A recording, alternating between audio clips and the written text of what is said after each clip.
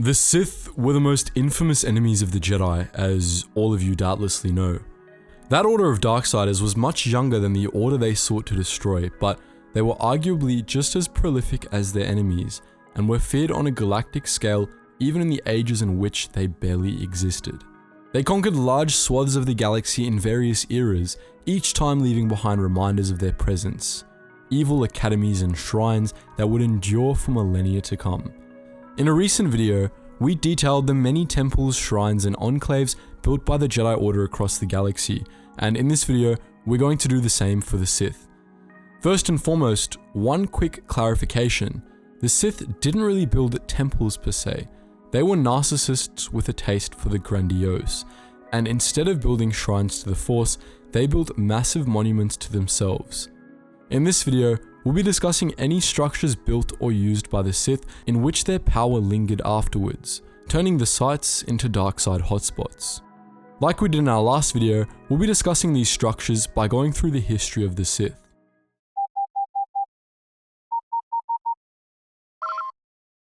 Attention, Sergeant on deck! The Order of the Sith Lords was founded in 6900 BBY, composed originally of 12 Dark Jedi exiled from Republic space. These exiles had been leaders of the armies of the Dark Jedi during the 100-Year Darkness, a century-long war between the Jedi and Dark Jedi schismatics. The Jedi were victorious in that war, and in the aftermath of the final battle at Korbos, they marched the remaining Dark Jedi aboard a galleon and shot it into the unknown. They believed the exiles would land on some barren world in wild space, where it was hoped they would eventually repent and die in peace. But things didn't quite go to plan, for through chance or by the will of the Force, the exiles' galleon ended up on Korriban. As the exiles discovered, Korriban was the ancient homeworld of a species called the Sith, a race of red-skinned humanoids that were naturally strong in the Force and inclined toward the dark side. The exiles conquered them, and ever after, they and their successors were known as the Dark Lords of the Sith. The first Sith Lords built up a mighty Sith empire beyond the Republic's borders, subjugating over 120 worlds over the course of 2,000 years. By 5000 BBY, the Sith Empire had brought about a golden age for itself, and its strength rivaled that of the Republic. Some of the most well-known and tainted Sith monuments were built during this era, and even by the time of the Clone Wars, the Sith worlds were dotted with the ruins of that great empire. Of those 120 worlds, we know of Korriban, Zeost, Dromund Kaas, Ashes Ree, Athis Bergerin, Bos Thurda, Chodos, Dromund Fels, Dromund Ixin, Dromund Kalakar, Dromund Tyne, Jaguada, Kalsnor, Kar Delba, Karshien, Korriz, Kraze 2, Folgai, and Relk. There were also several Sith bastions outside the Sith worlds, including Tund, Thul, and Malachor 5. All of these worlds were dotted by massive fortresses and monuments to the Sith Empire, with a few being particularly notable. Korriban, the ancient homeworld of the Sith, had been abandoned millennia before the exiles arrived, and had been turned into a graveyard world inhabited only by religious zealots. It served the same purpose in the Sith Empire, and many of the planet's rocky valleys were lined up with tombs for the Lords of the Sith. The greatest of these was the Valley of the Dark Lords, where colossal tombs for the rulers of the Sith Empire were built. Originally, the valley was the site of one of the exiles' fortresses, chosen because of the presence of a Rakatan star map, an ancient artifact that gave the valley a particularly strong dark side signature. This fortress was destroyed in a battle between the last of the exiles, and the valley was converted to house their tombs instead. The dead Sith Lords, interred in the Valley of the Dark Lords, added greatly to the taint of the place, making this valley the darkest place in the entire galaxy.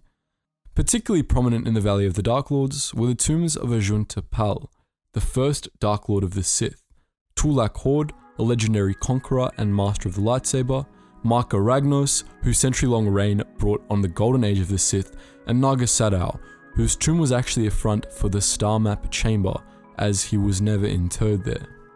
Frigid Ziost was the adopted homeworld of the Sith, and the capital of the Sith Empire, and as you would expect, it housed a number of major darkside nexuses.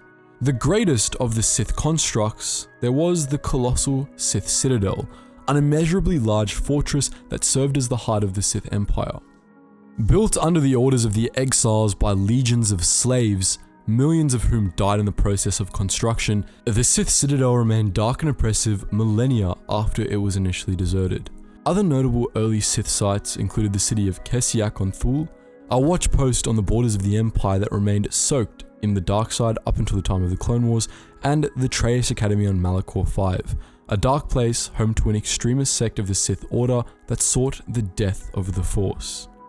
5,000 years before the Battle of Yavin, the original Sith Empire was destroyed in the aftermath of the Great Hyperspace War, and most of the aforementioned sites were left in ruins. But remnants of the Sith escaped, and in the centuries that followed, they began to rebuild. The largest remnant faction was the True Sith, which was led by the extremists that founded the Trace Academy, who settled on Dromund Kaas. The True Sith built up a new empire that, 1400 years later, nearly destroyed the Republic. During that period, they reclaimed and rebuilt the fortresses of the old empire, and built new ones as well. The greatest of their monuments was Dromund Kaas itself. Their emperor turned the entire planet into a colossal nexus of the dark side, a terrible shrine to his power centered around the Imperial Citadel, which rivaled the old Citadel on Ziost. The other faction of Sith survivors, led by Naga Sadow, fled to Yavin 4, where they built great temples to their Dark Lord in the heart of the moon's dense jungles. Naga Sadow lived in hiding on Yavin until he was discovered by fallen Jedi Freedon Nad, who learned all he could from the Sith Lord before killing him. Nad went on to conquer the planet Onderon, which he ruled with an iron fist until his death. The Jedi went to great lengths to purge Nad's influence from Onderon, to the point where they moved his body from its original resting place to a more secure tomb on Duxun. But his legacy persisted, as even during the Clone Wars, Onderon was ruled by monarchs descended directly from him. While no Sith monuments were built on Onderon itself, Freedon Nad's tomb on Duxun, the planet's demon moon, became a powerful nexus of the dark side, visited by many power-hungry Sith and fallen Jedi over the years. One of these fallen Jedi was Exar Kun, who followed the trail of the Sith from Duxun back to Yavin 4. He conquered the remaining Sith there, and used the planet as a base for the Brotherhood of the Sith, an alliance of the Massassi warriors of Yavin, a number of Dark Jedi, the Krath of the Empress Teta system, and the Mandalorians.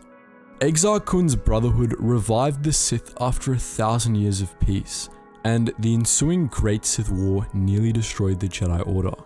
The Brotherhood of the Sith didn't last long enough to build all that many monuments, but they did expand the temples of Yavin 4. The Great Temple, which the Rebel Alliance would use as a base 4,000 years later, was built under the orders of Exar Kun to serve as his base of operations. Even those rebels who weren't Force sensitive could tell that the temple was haunted, as all manner of unnatural rituals and experiments had been carried out by the power-hungry Exar Kun there. In fact, the spirit of Kun himself still wandered the halls of the temple by the time of the rebel occupation, though he only made himself known when Luke Skywalker chose the temple as the academy for his new Jedi Order. Only a few decades after the Great Sith War, yet another Sith Empire appeared, this time led by Darth Revan and Darth Malak. Their Sith was radically different from those who came before, as Revan had unique motivations for forming the empire we've discussed in prior videos. His Sith were to be a war machine and little more, and as a result, those Sith didn't build temples or monuments or anything like that. They did occupy a handful of existing Darkside monuments, however, resettling Korriban and building an academy at the head of the Valley of the Dark Lords, for example. They also lay claim to the Trace Academy on Malachor 5 and the Temple of the Ancients, a Rakatan structure on Lehon that protected the Starforge, an ancient superweapon. That Sith Empire fell in short order as well. As mentioned earlier, the true Sith returned and attacked the Republic a few hundred years later, but they too were eventually destroyed, and they didn't really build any new monuments or shrines in their time. With the destruction of the true Sith, the old Sith Wars came to an end, and for a millennium and a half, the Sith existed only as a series of scattered cults. The Republic had peace until 2000 BBY, when fallen Jedi Master Phanius named himself Darth the Ruin and gathered the various cults together to form the new Sith. For 1,000 years, the new Sith harassed the Republic in various forms, bringing the overextended galactic government to its knees and nearly succeeding in conquering the galaxy. But unlike their predecessors, the new Sith didn't leave all that much behind.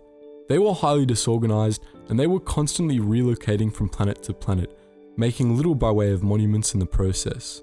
It wasn't until 10,010 BBY, when the Sith were reorganized under the Brotherhood of Darkness, that they began to start building again.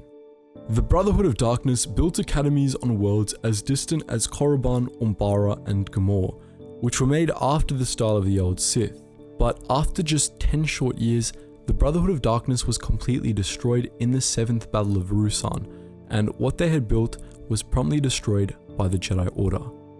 After that last battle, the Sith were believed to be extinct.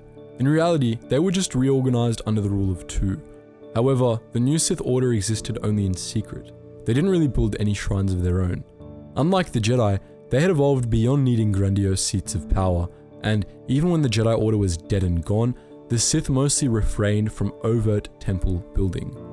So that was our look at the legacy of the ancient Sith, but what do you think?